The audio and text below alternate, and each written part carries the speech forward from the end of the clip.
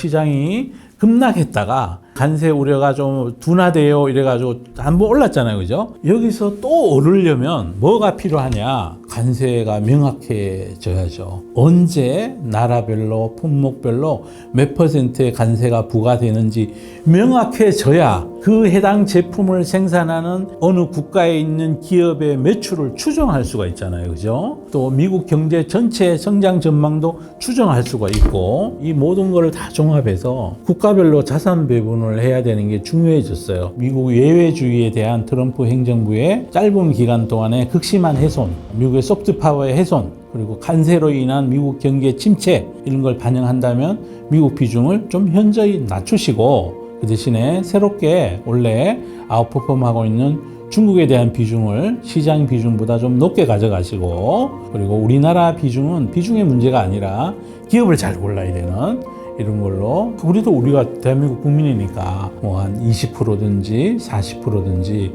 뭐 30%든지 그렇게 나눠야 돼요. 그 대신에 또 자산별로도 주식만 일방적으로 가져가지 마시고, 이런 위기 국면 때 채권도 한번 해보시는 것도 심리적 안정감을 주는데 굉장히 중요할 거다.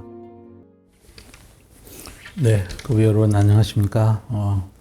서정입니다.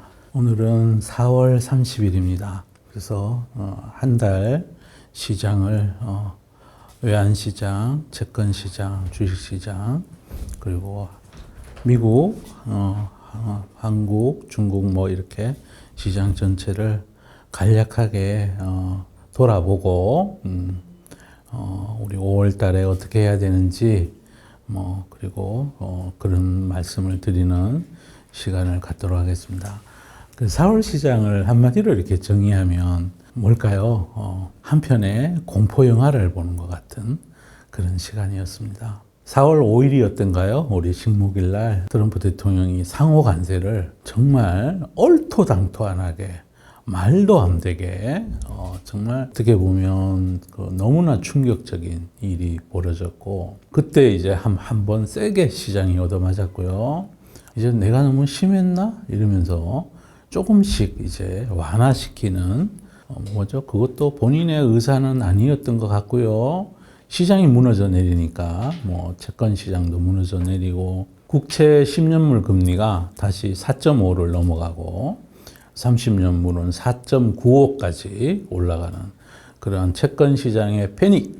통상 채권은 주식 시장이 안 좋으면 금리가 내려가고, 금리가 내려가면 이제 경기가 위축된다는 걸 반영하는 거고, 그래서 서로 이제 주식시장하고 반대의 흐름을 보여야 되는데, 주식시장도 패닉, 채권시장도 패닉, 외환시장도 함께 패닉을 보였던 그런 모습을 보이다가 시장이 그렇게 무너져 내리니 이제 도저히 이걸 감당할 수가 없어서 이제 트럼프 백악관 내에도 이제 베센트라든지 러트닉이라든지 이런 원리가 출신의 그런 어떤 관료들이 이제 조금 달래면서 이렇게 완화시키는 조치를 시간이 경과되면서 오늘까지 이렇게 일부 시장 친화적인 워딩을 통해서 시장이 조금 돌아섰어요. 결론부터 말씀드리자면 시장 친화적인 워딩을 하고 있을 뿐이지 실질적으로는 달라진 게 아무것도 없죠. 아무것도 없습니다. 그래서 앞으로도 불확실성은 여전히 존재할 것 같고,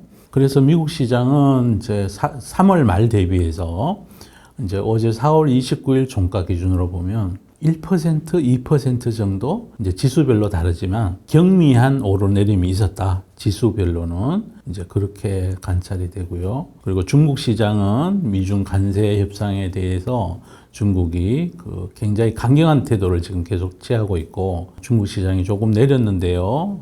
미국 시장이 한 1, 2% 오르고 중국 시장은 1, 2% 내리고, 이제 기술주 위주의 홍콩 시장 기준입니다. 그렇게 내렸고, 한국 시장은 한 2% 정도 올랐고, 그런 정도예요. 그러니까 큰 움직임이 없다. 그러니까 3월 말 대비해서 4월 말 지수가 큰 움직임이 없다. 그 사이에 뉴스가 엄청 공포스러운 뉴스들이 나오면서 4월 초반에는 지수가 지금 지수보다 훨씬 낮게까지 급락해 내려갔고, 회복한 게 요 정도 수준이에요. 외환시장도 달러 지수가 한때 98점 얼마까지 떨어졌다가 이제 99 정도 레벨에 올라와 있고, 외환 시장에는 어떤 로직이 작동 중이냐 하면 미국이 달러 패권이 이제 붕괴돼 가고 있는 거 아니냐.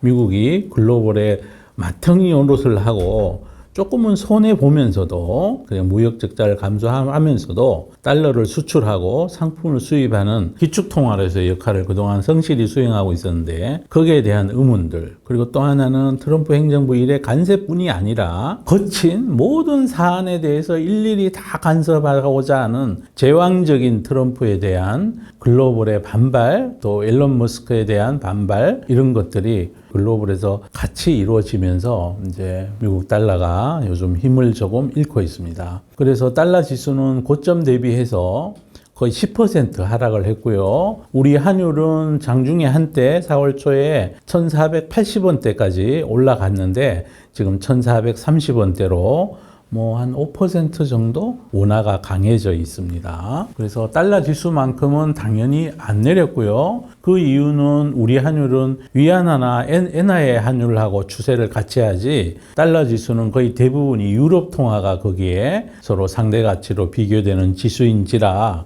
달러 지수가 내렸다고 해서 우리 통화가 그만큼 안 내리고 있는 이유이고, 위안화는 점점 좀 약해지고 있는 추세를 보이고 있는데, 관세로 인해서 중국의 제조기업들이 입게 될 어떤 원가상의 손실, 각 제품 가격이 높아지는 것을 환율을 절하함으로써 흡수하고자 하는 중국 정부의 노력도 거기에 함께 포함되어 있고, 우리는 중국하고 어떤 산업 구조가 비슷하고 또 중국에다가 우리 그 중간재를 수출을 많이 하는 터라 중국 환율하고 우리가 좀 동행하는 그런 습성을 가지고 있는 터라 지금 환율이 1433원, 한때 1420원대까지 이제 원화가 일시적으로 강해졌던 적이 있어요. 채권 시장은 아까 말씀드렸던 4.9까지 30년물이 올라갔다가 다시 이제 10년물 기준으로 4.1까지 내려와 있어요. 4.9 정도 레벨까지 올라갔을 때 장기물 채권 ETF 가격은 86달러까지 하락했는데, 지나간 거의 한 20년, 30년간 미국 국채 채권 ETF 가격이 가장 이제 싸게 거래될 때가 82달러 정도였으니까, 지금 현재 관세 때문에 일어나고 있는 이 글로벌의 금융시장의 대혼란이 얼마만큼 공포스러웠는지를 웅변으로 보여주고 있는 중이에요. 그랬다가 지금 30년물, 20년물 이상 거래되는 채권 ETF가 90을 회복해 가지고 있습니다. 회복해 있다는 얘기는 금리가 좀 내려갔다는 거죠. 10년물 기준으로 4.1%대까지 내려가 있는 중입니다. 시장 내부를 살펴보면 미국에서는 빅테크 기업 위주로 약세가 이어졌고, 관세 우려가 많은 기업들은 내려올 때는 같이 내려왔다가 올라갈 때는 많이 못 올라가고 있고, 관세와 무관한 기업들은 시장 리스크가 있을 때는 함께 내렸다가 지금 거의 회복했거나 오히려 또 랠리하고 있는 기업도 일부 관찰되고 있는 중입니다. 대표적으로 뭐 팔란티어 같은 기업을 들 수가 있겠지요. 관세와 무관하죠. 우리 시장도 뭐 별반 다르지 않습니다. 4월 초에는 굉장히 나쁜 주가의 퍼포먼스를 보였고, 그 뒤로 이전돼 갈수록 관세와 무관하거나 피해가 적은 기업들 위주로, 혹은 또 트럼프 행정부에서 필요로 하는 우리의 한국의 산업재 기업들, 대표적으로 조선주죠, 그죠? 조선주 쪽이 뭐 주가가 많이 올랐고, 관세와 무관한, 그리고 글로벌 정치 지형의 안보 지형의 변화를 반영해서 방산주들이 주도주의 자리로 랠리를 하고 있고, 그 외에 이제 오늘까지 해서 이제 관세하고 무관한 음악 기업들, 특히 이제 K 콘텐츠에 대한 글로벌의 경쟁력이 점점 강화되고 있는 중이고, 음악은 문화 현상이죠, 그죠? 문화는 한번 자리 잡으면 제법 오래 간다는 측면에서, 또 세상이 복잡해지고 서로 치고받고가 많아질수록 음악의 소중함이 더 부각되는 그런 매크로적인 그런 것도 주가가 반영하고 있다. 저는 그렇게 보고 있고요. 그리고 또 글로벌에서 잘하고 있는, 워낙 저가품이어서 관세 영향이 사실상 크지 않는 라면 회사들도 지금 조금 있으면 이제 항제주의 반열에 오를 것 같은 그런 움직임을 보이고 있고, 지수로는 한국 시장이 그동안에 한 2% 정도 올랐고요. 그런 분들 가만히 보시면 시장 리스크가 있을 때는 같이 내립니다.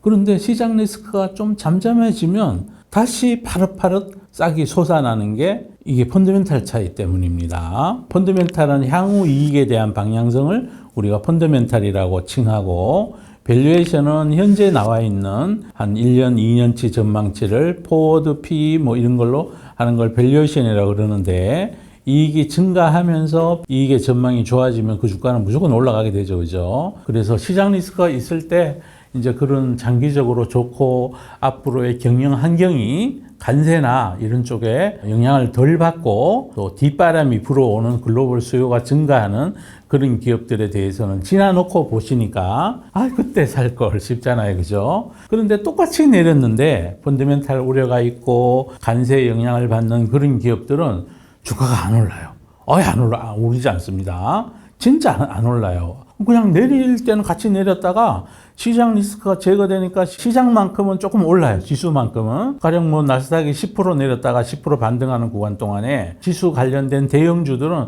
거의 그거만큼 오른 정도 수준이고, 그렇지 않은 관세와 무관하거나 펀더멘탈이 좋은 기업들은 지금 헐헐 날아가고 있는 그런 중을 보여주고 있어요. 그래서 저는 이제 우리 어릴 적에 뭐 이렇게 그 체질 한다 그랬잖아요. 그렇죠? 뭐 이렇게 이런 체에다가 뭘 넣고 뭐 이렇게 술을 거르거나 할 때도 하고 이렇게 체질하는 것 같아요. 이 주식 시장이. 그래서 한꺼번에 시장이 내릴 때는 함께 떨어지지만 나중에 올라갈 때는 이제 알맹이는 남는 거죠. 껍데기는 밑으로 빠져나가고, 안 올라가는 주식은 그 체의 망에 걸리지 않는 기업들은 체가 올라가는데도 안 올라가요. 밑으로 이미 추락해 있어서 펀더멘탈 공부가 여전히 중요하다는 거 말씀드리고, 또 하나는 중간에 이제 시장이 너무 급락했을 때 우리가 비둘기도 한번 날렸었죠. 노아의 방주에 나오는 얘기처럼 시장이 너무 급락해서 모든 사람들이 그때 공포지수가 4까지 떨어지고 그리덴 피어가 4까지 떨어졌었고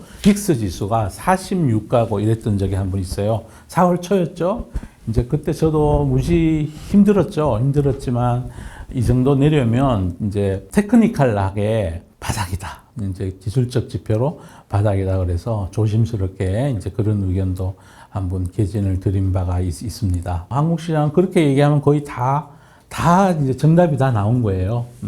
나와서 그 나머지 기업들은 지수만큼 조금 오르거나 안 오르거나 그랬으니까 그리고 앞으로도 이 추세는 저는 이어질 거다 이렇게 보고 있어요. 중국 시장은 조금 내렸어요. 지수 기준으로 4월에 조금 내렸는데 연초 이후로 중국 시장은 여전히 미국 시장보다 많이 아웃퍼폼해가 있어요. 중국 시장이 연초 이후로 뭐 지금 좀 조정을 받았는데도 18%, 20% 지수별로 그렇게 올라 있는 시장이에요. 중국은 여전히 연초 이후로 YTD로 아웃퍼폼을 지속하고 있는 중이고, 그런 현상들은 저는 앞으로도 좀 이어질 거다. 왜냐하면 중국의 기술 기업들이 미국을 많이 따라잡고 있는 중에 관세 전쟁을 통해서도 볼 수 있듯이 중국은 1차 트럼프의 관세 전쟁 때랑은 달리 준비를 많이 했어요. 많이 해서 미국에서 관세를 저렇게 부과한다 그래도 증시에 상장돼 있는 큰 기업들은 중국의 미국에 대한 익스포저가 MSCI 지수에 편입된 중국 기업 기준으로 미국 수출 비중이 4%밖에 안 됐대요. 그러니까 시장은 사실은 굉장히 강했어야 되는데 그나마 이렇게 내려 있는 이유가 하나 있는데, 미국에서 중국 기업이 미국에 상장된 게 많잖아요. ADR 형태로. 그걸 상장 폐지하겠다고. 그게 그 확률이 한 6%까지 올라가 있대요. 그러면 이제 미국에서 상장이 폐지가 되면 그 물량이 다시 중국이나 홍콩에 상장된 기업에 수급적인 영향을 줄 거다. 그래서 알리바바 같은 기업들, 텐센트 홀딩스, 바이두 뭐 이런 기업들이 주가가 약세를 보이면서 지수가 요 정도 레벨 다운돼 있다. 근데 그걸 제외하면 아마 비슷한 수익률을 보여주지 않았을까. 저는 그렇게 분석을 하고 싶습니다. 그래서 만약에 미국이 그 협상 수단의 지렛대가 아니라 정말로 미국에 상장돼 있는 중국 기업들을 상장 폐지한다면 피해는 누가 보느냐? 미국에 있는 기관 투자가들이 봐요. 미국에 있는 투자가들이 손해를 보겠죠. 거기 있는 걸 또 이렇게 홍콩 주식으로 또 출고해가지고 이꼴을 새로 시켜야 될 거고, 그리고 결국 그게 중국에 대한 그 관세 협상의 수단이지 실질적으로 상장 폐지를 할 건가? 그건 저는 좀 약간 네거티브한 생각을 가지고 있어요. 그런데도 그런 우려가 있는 중이고, 워낙 트럼프 행정부가 앞날을 예측할 수가 없는 거잖아요. 그죠? 오늘 저녁에 X에다가 뭐라고 대통령께서 중국 기업 상장 폐지를 진지하게 고려할 예정임 이렇게 한 줄 날렸다. 그러면 또 난리가 나니까 지금 그렇게 보고, 또 하나는 만약에 미국이 중국 기업을 상장을 폐지시키면 이제 중국이 이제 바로 미국의 국채를 좀 추가로 팔고 이럴 우려도 있겠죠. 또 최근에 나온 또 다른 뉴스에는 이런 게 있었어요. 미국에서 원하는 거는 중국 시장의 개방이다. 금융시장의 개방이다. 이렇게 얘기하고 있어요. 그 얘기는 상장 폐지될 확률이 적다. 이렇게 볼 수 있겠죠. 그죠? 그래서 뭐 결론적으로 다시 4월 초 수준으로 시장이 제자리로 돌아왔어요. 지수 기준으로는. 그런데 기업별 성적은 채로 거르는 것처럼 엄청난 퍼포먼스 차이를 지금 보여줬어요, 이미. 그리고 이거는 앞으로 관세 협상이 어떻게 될 거냐에 따라서 더 차이를 벌릴 수가 있어요. 왜냐하면 돈은 안전한 쪽으로 자꾸만 수익이 기대되는 쪽으로 옮겨가기 때문에 오르고 있는 쪽으로 점점 수급들이 진행될 가능성이 있다. 물론 오르고 있는 기업들이 이익도 함께 늘어야죠. 그죠? 그렇게 저는 보고 있고요. 외환시장도 이제 4월 초 출발 때보다는 원화가 다소 강해져 있습니다. 뭐 한 30원, 20원 이렇게 강해져 있고요. 이거는 추세적인 거라고 저는 생각하지 않고요. 일시적인 거일 수 있다 이런 생각을 가지고 있고, 시장에 나오는 예를 들어 뭐 글로벌 전략가들, 뭐 레오 달리오 이런 분도 계시죠. 헤지펀드의 대부라고. 이런 분들의 의견은, 그분은 또 헤지펀드의 대가시죠. 그래서 이미 달러를 숏해놓고 그럴 수도 있어요. 이미 고점 대비해서 10%, 미국 통화가 10% 하락했다는 거는 여기서는 오히려 하방이 있다 이렇게 생각하는 게 맞지, 그분들이 주장하는 공포감에 앞으로 환율이 더 떨어질 거야 이렇게 전망하는 거는 낚이는 매매일 수 있다 이런 말씀을 드리고 싶고요. 채권 시장도 거의 원위치로 돌아와 있어요. 다 이제 돌고 돌았더니 공포 영화가 이제 막을 딱 내리고, 국민들의 열화와 같은 반대 여론, 워싱턴 포스트지에서 최근에 조사한 여론조사에 트럼프의 지지도가 39%까지 떨어졌어요. 진짜 거의 뭐 백몇십 년 만에 처음이거나 그럴 거예요, 아마. 밀월 기간인데도 불구하고 지금 지지율이 떨어져 있어서 트럼프 행정부는 이제 공포 영화를 상영할 만한 필름이 안 남아 있다. 저는 그렇게 보고 있고요. 지금부터는 약간은 이제 밀당하는 영화, 그런 영화가 진행이 될 거고, 그 뒤에 이 영화가 희극으로 끝날지 비극으로 끝날지는 이제 국가별로도 운명을 달리할 거고, 주식 시장도 개별 기업들 주가도 결과가 다르게 나올 거다. 저는 그렇게 전망하고 있습니다. 자, 결론적으로 주식 시장도 제자리, 채권 시장도 제자리. 매매 기회만 줬고 4.9 할 때 ETF 살 기회였고, 외환시장은 조금 원화가 강해졌다 이렇게 보시면 될 것 같고요. 그 사이 4월에 달라진 거는 미국의 지표인데요. 경성 지표들은 여전히 좋게 나와요. 왜냐하면 관세 물기 전에 얼른 소비하자 이래가지고 수입이 막 기록적으로 증가했어요. 그러다 보니까 미국의 무역 적자는 일시적으로 좀 더 증가해 있고, 그런데 전체적인 경성 지표는 탄탄하고, 대신 이제 연성 지표라 그러죠. 미래에 대한 심리 지표들, PMI 지표들, 어제 발표된 컨퍼런스 보드 소비자 신뢰지수도 많이 떨어졌어요. 많이 떨어져서 50대를 기록한 수준이니까 정말 많이 떨어졌어요. 불과 2달 전에 90 얼마였는데 57인가 얼마까지 떨어졌더라고요. 많이 떨어졌어요. 그리고 이번 주에는 이제 미국의 고용 지표, 그리고 또 물가 지표, 중요한 지표가, 원래 이제 미국 지표는 그 월의 초반 전에 이제 물가 지표 이런 게 집중적으로 나오고, 또 주간 단위로는 고용 지표가 꾸준히 나오고, 뒤로 갈수록 이제 경기를 암시하는 지표들 이런 것들이 차례대로 발표되는데, 이제 5월 초니까 이제 주로 고용 지표, 물가 지표들이 발표될 그런 차례에 있습니다. 그렇게 4월 시장을 말씀드리면 될 것 같고, 그러면 이제 5월은 어떻게 될 것 같으냐. 이제 이게 이제 우리가 항상 관심이죠. 그죠? 이게 지나간 거 설명한 건 너무 쉬워요. 그분들 얘기 들어보시면, 와, 맞아. 그랬었어. 그랬구나. 그때 내가 이랬을 걸, 이랬으면 좋았을 걸. 우리 그 많은 그분님들이 주식 투자를 쉽게 생각하는 이유 중에 하나가 이게 지나놓고 보면 너무 쉽거든요. 아이고, 그때 나스닥 10% 내렸을 때 왕창 사서 지금 팔면 돈 남았겠네. 뭐, 이렇게 말씀하시는. 근데 정말로 어려운 게 오늘 이후 제일 어렵죠, 그죠? 오늘 이후에 어떻게 해야 될까가 제일 어려운 구간이에요. 이제 섹터별로 더 말씀드려야 되는데 시간 관계상 오늘 지수만 말씀드려요. 오늘 이후 5월은 어떻게 될 것 같으냐? 제가 이제 말씀드렸지만 이제 관세에 관련돼서는 공포를 조장하는 최악은 지났는데 불확실성도 만만치 않다. 미국의 자동차 회사들이 백악관으로 달려가서 제발 우리 좀 살려주세요 해서 미국에서 간밤에 자동차에 대한 관세 완화 조치를 발표를 했는데 제가 보기에는 정말 온발의 오줌 누기 수준이에요. 품목 관세 25%를 매기는데 수입차에 대해서는 여전히 하나도 완화를 안 했고 미국에서 생산되는 차에 대해서 차값의 15%까지는 아무리 미국의 자동차 회사들이 자체 조달하려고 해도 앞으로 1년 동안은 자동차 전체 부품 중에 15%는 외국에서 들여와야 된다고 호소를 하니까 그러면 1년간 너네가 수입하는 자동차 부품 15%에 대해서는 관세를 면제해 주겠다. 상계해 주겠다고 정확히 표현을 했어요. 그리고 내년에는 10%에 대해서 보편관세 25%를 면제 주겠다. 그러니까 원래 1년 동안은 3.75% 깎아줘서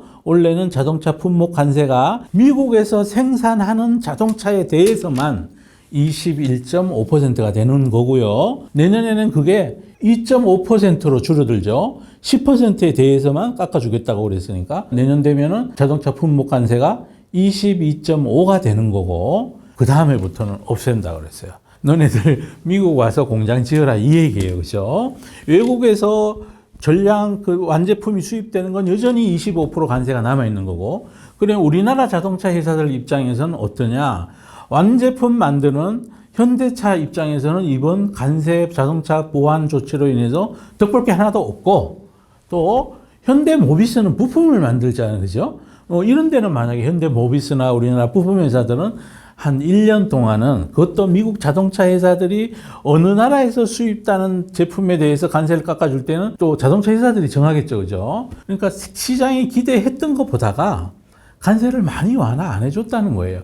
이 얘기는 트럼프 마음속에 이 사람 마음속에 여전히 관세가 아름다운 것이야. 관세가 미국을 강하게 만들 것이야. 이런 생각이 아주 머리 깊숙이 박혀 있고 이거 변화하기가 어렵다는 것을 암시하고 있는 거예요. 그래서 앞으로 관세 협상이 앞으로도 진행이 되겠지만 시장의 경기 침체를 중단시킬 만큼의 그러한 관세의 대폭적인 완화를 기대하기는 어렵다라고 저는 생각하고 있고요. 그러면 최근에 시장을 완화시키는 어떤 조치들은 뭐냐? 그런 약간 그 완화시켜 줄 것 같은 얘기를 하잖아요. 그거는 자본시장 달래기의 워딩에 불과할 가능성이 있다. 정책 당국자들은 항상 시장의 급변을 싫어하죠. 외환시장도 급변을 싫어하고 그래서 막 급등하면 한국은행 개입해서 통화를 워워 시키고 또 급락하면 뭐라고 뭐 증시 부양책 내고 이런 것처럼 그래서 미국 행정부가 자본시장이 심하게 변동성이 있는 거를 좀 두려워해서 그러는 거지 천천히 내린 거는 뭐 우리 가을 되면 좋아질 거야. 베센트 장관의 주장처럼 트럼프의 주장처럼 그렇게 생각하면서 관세는 지속적으로 가능하면 많이 양보를 덜한 채로 받으려고 할 거다라는 생각을 안 할 수가 없고요. 그리고 또 하나 우리 산업에 영향을 크게 미치는 반도체 관련된 뉴스가 오늘 하나 나왔는데 바이든 행정부에서 바이든 대통령이 퇴임하기 한 5일 전인가요? 7일 전에 AI 반도체에 대해서 글로벌에 수출을 하는 거를 3단계 국가를 나눴어요. 아주 친한 12개 동맹국들 여기는 무제한으로 원하는 만큼 엔비디아 GPU 사가도 된다. H100이든 블랙웰이든 사가도 된다 이렇게 했고 한 120개 국가, 중립 국가에 해당하는 국가들, 이 국가들은 필요한 메모리 연산량을 정해서 예를 들어 이 나라는 H100을 500개만, 이 나라는 15,000개 이렇게 커터를 정해서 하려는 제도, 그렇게 설계되어 있고, 러시아, 중국, 북한, 이란 이런 적성국에 대해서는 아예 수출 금지하는, 이게 가만히 내비두면 5월 15일부터 이 제도가 바이든 행정부에서 만든 행정명령에 의해서, 레귤레이션에 의해서 5월 15일부터 시행될 예정이에요, 지금. 근데 오늘 새벽에 나온 뉴스는 트럼프 행정부에서 이걸 일제히 다 없애버리고, 국가별로 이렇게 나누는 걸 다 없애버리고, 모든 나라에 대해서 라이선스를 자기들이 발급하겠다고. 생산은 엔비디아가 하는데, 제품을 수출할지 말지는 행정부에서 정한다는 거죠. 왜 그렇게 하느냐? 뭘 휘두르고 싶은 거죠. 그 휘두르는 이 힘을 가지고 관세 협상에서 유리한 고지를 점령하기 위한 수단으로 엔비디아의 GPU 판매 허용 여부를 행정부에서 권한을 행사하겠다. 엔비디아 입장에서 보면 진짜 너무 억울할 일이죠, 그죠? 좀 억울할 일이고.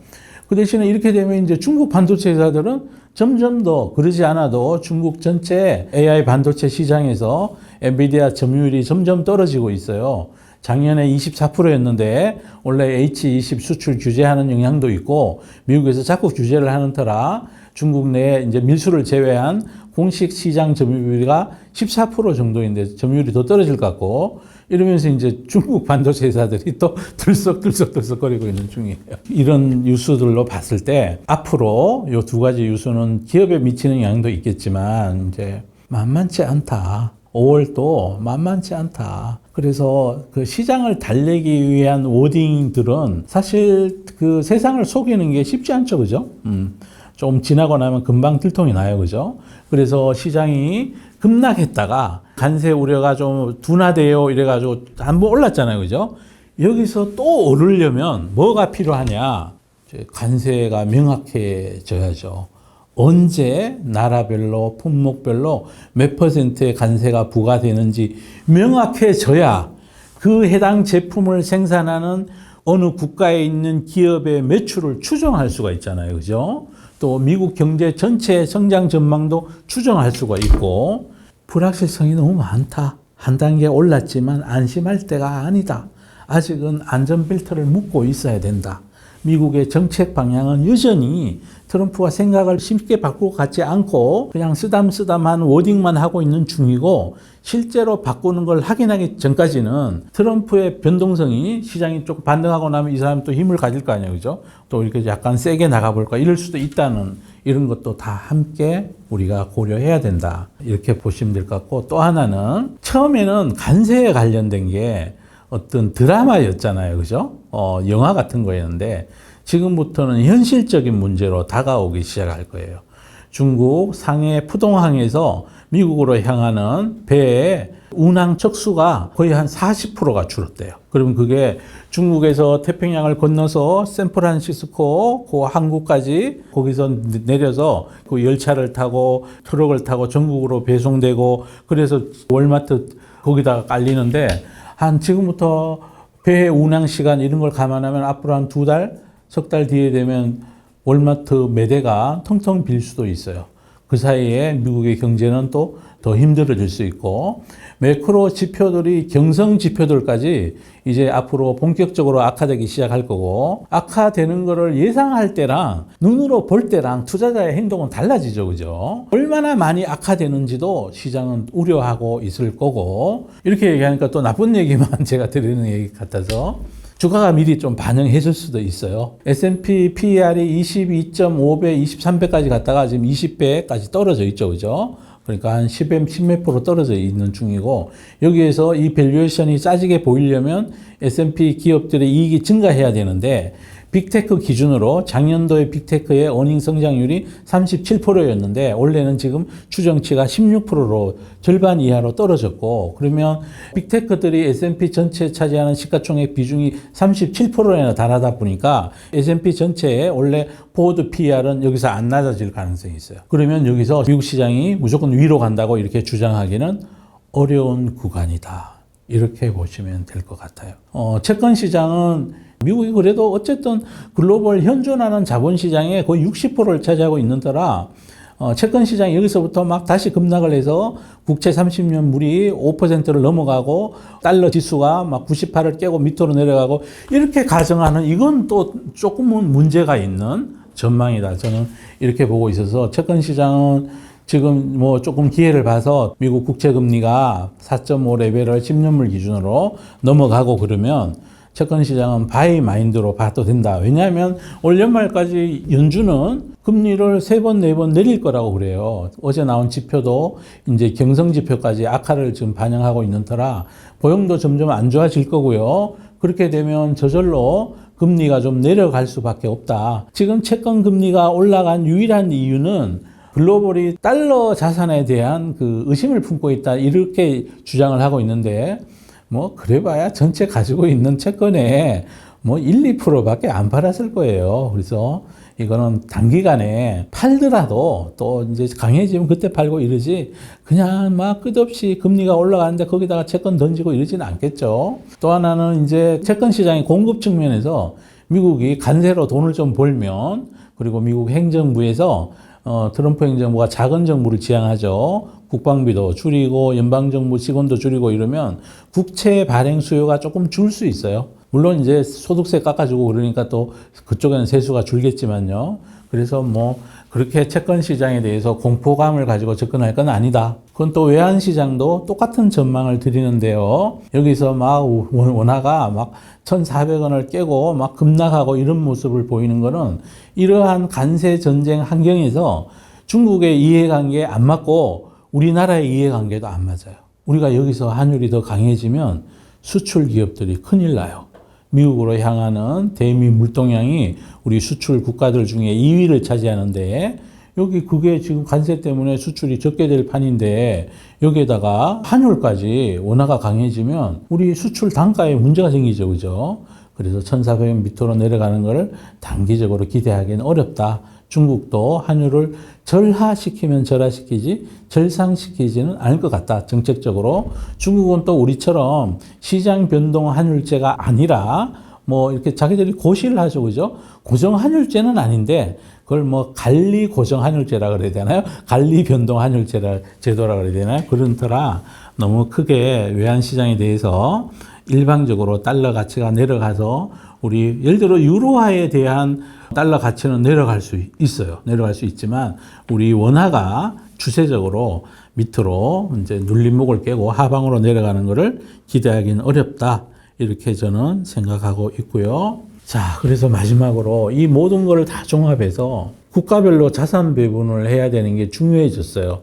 이제 국가별 자산 배분도 중요하고 그 국가별 자산 배분 내에 투자 대상별 자산 배분도 중요하고 주식으로 비중이 할당된 거에 대해서는 어떤 종목을 담고 있느냐. 이것도 굉장히 중요하죠. 그죠? 주식을 잔뜩 들고 있는데 주식 편입비가 100%야. 그런데 내려가는 주식을 100% 들고 있으면 손실이 더 커지죠. 그죠? 그래서 매일매일의 타이밍을 맞춰서 매매하는 것보다가 국가별로 어느 나라가 앞으로 아웃퍼폼 할 건지 어느 나라의 자산이 싸고 성장성이 있는지 이런 거 판단하는 게 매우 중요하다. 미국은 시장 PER이 S&P가 20배인데 주주 환원율이 90% 정도 되죠. 그런데 중국 시장은 이제 주주 환원율이 30%대 후반 이 정도 되고 시장 PER이 뭐 11배, 12배, 혹자 뭐 13배 이러고 있어요. 우리 사실은 주주에게 돌아온 몫으로 따지면 똑같죠. 그죠? 똑같은 정도 레벨이고 우리 시장은 주주 환원율은 제일 낮죠. 중국보다 낮은데 PER은 또 상대적으로 낮고요. 그래서 중국 시장에서도 우리 시장에서도 미국에서도 기업을 잘 골라야 된다. 그렇게 말씀드리고 5월 달에도 이제 시장 리스크는 조금 완화가 됐다. 하지만 모든 주가가 올라가지 않을 거다. 관세 리스크를 반영해서 주가는 차별화될 거다. 트럼프는 여전히 관세를 많이 물리고 싶어 한다. 변하기가 쉽지 않을 것 같다. 그 다음에 러우 전쟁, 휴전 중재 노력도 지쳐서 이제 그만할지 모른다는 얘기까지 나오고 있어요. 많이 변한다는 거는 신뢰를 잃는 거죠. 그죠? 정책에 일관성이 없으면 그 권력에 대한 시민들의 신뢰도는 떨어지게 되어 있어요. 관세뿐이 아니잖아요. 지금 진짜 2차 대전 이후 80년간의 전 세계에서 구축되어 왔던 질서, 이거 지금 100일 만에 다 무너뜨려 놨어요. 그래서 이러한 혼돈은 현재는 레토닉으로 존재하고 있지만 실질적으로 현실에 파급 영향을 미치면서 펀더멘탈로 이전돼 가는 절차들을 우리가 경험해 봐야 된다. 그렇게 나오면서 시장은 그럴 때마다 미국에 대해서는 경기 둔화에 대한 우려감, IMF도 미국 경제 성장률을 대폭 낮췄고, 그래서 이런 것들을 다 반영해 봤을 때 국가별로 고르게 자산 배분을 하는 게 중요하다. 그리고 장기적 눈으로 보면 이제 떠오르는 나라와 이제 S자커브 상단에 있는 나라들하고 어떤 차별성을 우리가 확인할 수 있다. 저는 그렇게 생각하고 있는 중이에요. 그리고 무엇보다 잘 골라야죠. 그죠? 제일 중요한 게 어떤 기업을 하느냐고, 마켓 타이밍보다 그게 중요해요. 진짜 맞추기 어려운 게 마켓 타이밍이고, 정작 중요한 거는 자산 배분이다. 이거를 거듭 강조해서 말씀드리겠습니다. 그리고 국가별로는 우리 그분님들, GDP 기준으로 보면 미국을 100으로 놓고 보면 중국이 68, 70 정도 돼요. 주식 시장으로 보면 미국의 시가총액하고 중국의 시가총액은 중국이 한 5분의 1, 그 정도 돼요. 그런 식으로 시장 비중을 따지면 한국은 한 2% 가져야 되고, 중국을 다른 나라 제외하고 그냥 신흥국을 중국으로 커버한다 이러면 인도 거도 중국에 넣고 이렇게 다 넣으면 중국을 한 30, 그리고 미국을 거의 막 60 이렇게 갖고 가셔야 돼요. 그런데 제 생각은 그거랑 좀 달라요, 지금. 왜냐하면 미국 예외주의에 대한 트럼프 행정부의 짧은 기간 동안에 극심한 훼손, 미국의 소프트 파워의 훼손, 그리고 관세로 인한 미국 경기의 침체, 이런 걸 반영한다면 미국 비중을 좀 현저히 낮추시고, 그 대신에 새롭게 원래 아웃퍼폼하고 있는 중국에 대한 비중을 시장 비중보다 좀 높게 가져가시고, 그리고 우리나라 비중은 비중의 문제가 아니라 기업을 잘 골라야 되는 이런 걸로, 우리가 대한민국 국민이니까 한 20%든지 40%든지 30%든지, 또 우리 그분이 특별히 잘 아는 기업이 있으면 또 50%, 60% 이렇게 가져가시면 그렇게 나눠야 돼요. 그 대신에 또 자산별로도 주식만 일방적으로 가져가지 마시고, 이런 위기 국면 때 채권도 한번 해보시는 것도 심리적 안정감을 주는데 굉장히 중요할 거다. 이렇게 말씀을 드립니다. 이렇게 4월 한 달을 우리가 러프하게 돌아보고, 이제 5월 시장을 이렇게 나름대로 이제 이런저런 일이 있어요라고 말씀을 드렸고, 중요한 거는 자산 배분이죠. 마켓 타이밍 아닙니다. 그건 절대로 못 맞춰요. 제가 해봐서 알아요. 진짜 어려워요. 맞출 확률이 절반이라 그러면 그 반은 틀리고 반은 맞으면 매매 비용만 더 들어가는 거죠. 우리 남성분들 주로 가는 당구장 주인만 돈 벌죠. 당구장에서 내기 열심히 하면 그거랑 똑같으십니다. 자, 여기까지 4월 리뷰 및 5월 전망과 자산 배분의 중요성에 대해서 말씀을 드렸습니다. 여러분들 아무리 스마트 하셔도 시장은 못 이깁니다. 시장 못 이겨요. 그리고 마켓 타이밍으로 절대 성공할 수 없어요. 오직 자산 배분만 성공할 수 있어요. 습관이 한번 마켓 타이밍에 들면 영원히 못 헤어납니다. 자, 이상 여기까지 강의를 마치겠습니다. 감사합니다.